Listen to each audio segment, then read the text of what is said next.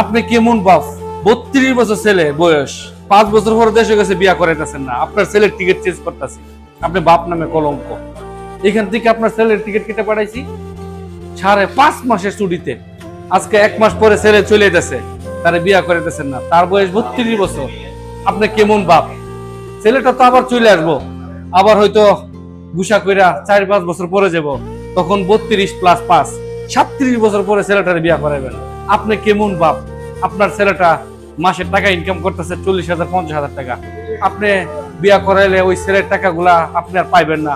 এই সন্দেহ মোতাবেক আপনি আপনার ছেলের বিয়া করাইতেছেন না। আপনি কেমন বাপ? চলেন, আপনার ছেলের জন্য তো টিকিট কাটলাম, ছেলে চলে আসবে।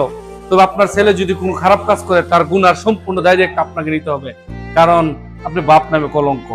টিকিট পরিবর্তন করা হচ্ছে, এটা বড় কথা না। বড় কথা একটা ছেলে বিবাহর উপযুক্ত জন একটা ছেলে হয়ে যায়, তার জন্য বিয়ার বয়স হয়ে যায়, ওই ছেলেটা কন্ট্রোল করতে পারে না তার সবকিছু।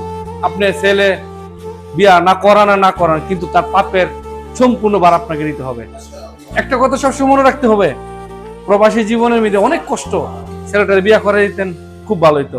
চাচা, ছেলেটাকে তো বিয়া করালেন না, তুমি একটা ফাফের কাজ করছেন। আপনার ছেলের টিকিট কেটে দিলাম। আপনার ছেলে 5.5 মাসের জায়গায় 1 মাসের ভিতরে আসতেছে। এটার গজব আপনার উপরে পড়বো, এটার অভিশাপ আপনার উপরে পড়বো। আর আপনার এই ছেলে আপনাকে বৃদ্ধাশ্রমে নিয়ে দিয়ে দিব।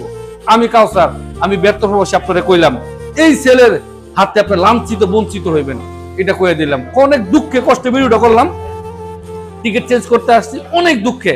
32 বছর একটা ছেলে, তার আপনি বিয়া করাতেন না টাকার কারণে। আপনার ছেলে স্বর্ণ টর্ণ নিয়ে গেছে, কসমেটিক সব নিয়ে গেছে, শুধু বিয়ার জন্য টাকা ছিল না।